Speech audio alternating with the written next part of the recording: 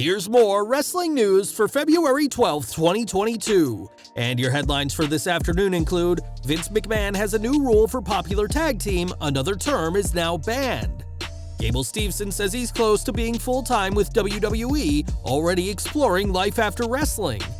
WWE has their eyes on current champion in AEW. Will they jump to McMahon's promotion? Update on Tyson Kidd after he missed the Royal Rumble. Is the WWE producer quitting the company? WWE's strategy to win back the New York City market revealed after being outsold by AEW. The Rock makes WWE return on latest Smackdown in touching video, and more.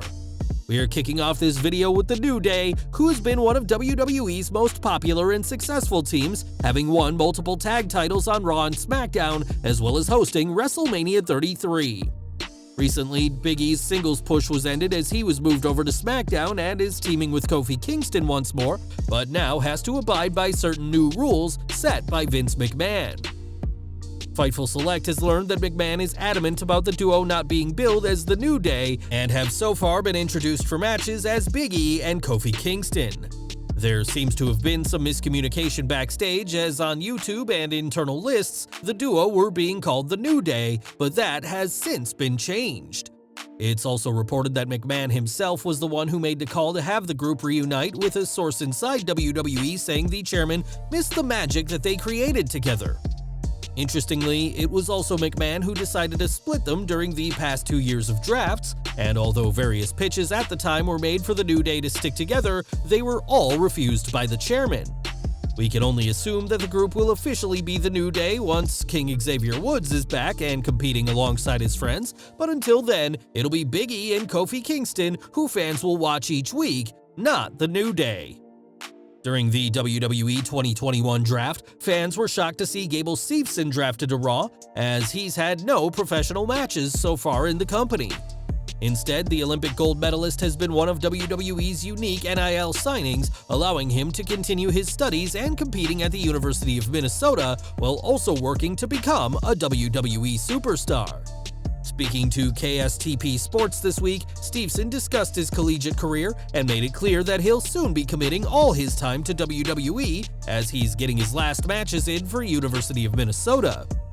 WWE has spared no expense in catering to the Olympian, as they've set up a remote training facility on campus for him, and even Kurt Angle has said he'd love to manage Steveson. It remains to be seen what Steveson's WWE career will look like, but the company is ready to cater to whatever he needs, and it looks like his career will be starting very soon. Steveson's career in WWE is very close to beginning, but he's already looking to what will happen after he's finished working in Vince McMahon's sports entertainment empire. In that same interview, Steveson discussed his future plans and said that in 10 years, he could see himself fighting for UFC. Calling himself a showman, the Olympic gold medalist even said he has plans to be the next Rock, teasing a career in Hollywood after his time in the ring is done. Steveson also said that he could theoretically compete for the NFL, though we imagine a decade as a WWE superstar and the various injuries and issues being a superstar entails would severely hurt his chances of getting drafted. After his incredible win in the Tokyo 2021 Summer Olympics, Steveson had a lot of options on the table, including WWE, AEW, UFC, and the NFL. And although the young superstar is now fully committed to WWE and his role as a Raw superstar, it's telling that he's already considering life after the ring. AEW news now, as Jade Cargill has proven herself in a very short time, becoming the very first TBS champion earlier this year. Cargill has made huge leaps in her career in very little time, so it should come as no surprise that AEW's biggest competition have their eye on the 29-year-old wrestler. Andrew Zarian of the Mat Men Pro Wrestling podcast reports that WWE are very interested in signing Cargill to a deal after now seeing what she can do on TV. It was only a few years ago that Cargill had a tryout for WWE, but was put off when the company questioned how dedicated she could be to a career as a wrestler, given that she's also a mother. Cargill has gone on to prove WWE wrong, showing she can be both a mom and a highly successful wrestler. And after this experience at her tryout and her success at AEW, Vince McMahon will need something huge to lure her away from the All Elite promotion.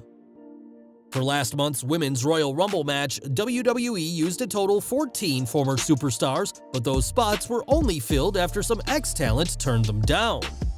Many former women of WWE reportedly said no after learning that TJ Wilson, aka Tyson Kidd, would not be producing the match, as he's been the producer of women's matches for years now, and we now have an update on the former tag team champion. There's been plenty of speculation on his status after it was reported that he didn't produce the Women's Rumble, with some sources stating that Kidd was planning on quitting WWE. That isn't the case, as the Wrestling Observer newsletter reports that Kidd is still with WWE and on good terms with the company, and is taking time to heal his neck. In 2015, Kidd suffered a career-ending neck injury during a Raw Dark match with Samoa Joe, and although he's since made peace with his in-ring career being over, the Observer notes that his neck remains in terrible shape and can flare up from time to time.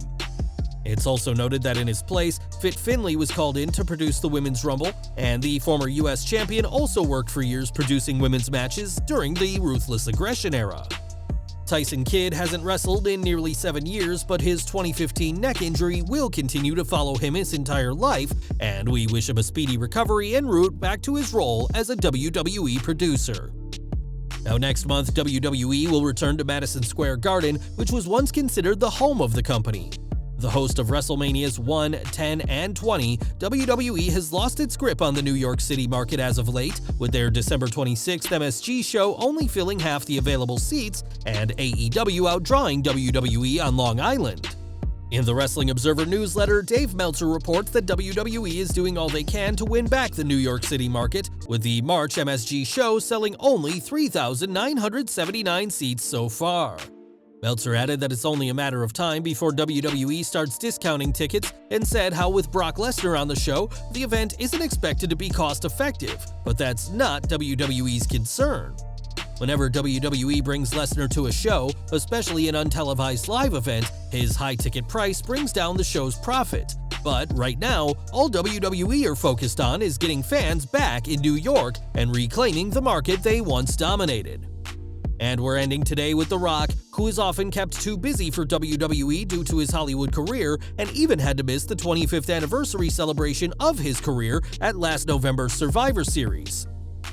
During this week's Smackdown, however, The Rock did make a notable off-screen appearance, as he recorded the voiceover for a very special tribute to his father, the late Rocky Johnson. In a video celebrating Black History Month, Johnson spoke about his father's skill and physique in the ring, and thanked the Soul Man for inspiring him on his journey, both in wrestling and in life. Rocky Johnson was known in his day as one of the most athletic and charismatic wrestlers, and it's clear the apple didn't fall far from the tree, as The Rock had an incredible career in entertainment, but will always remember the man who helped push him to be the best. Well guys, that's our news for today. Please share your comments below. Also hit the like button, subscribe to our channel, and hit the bell icon to receive all notifications. And as always, thanks for watching.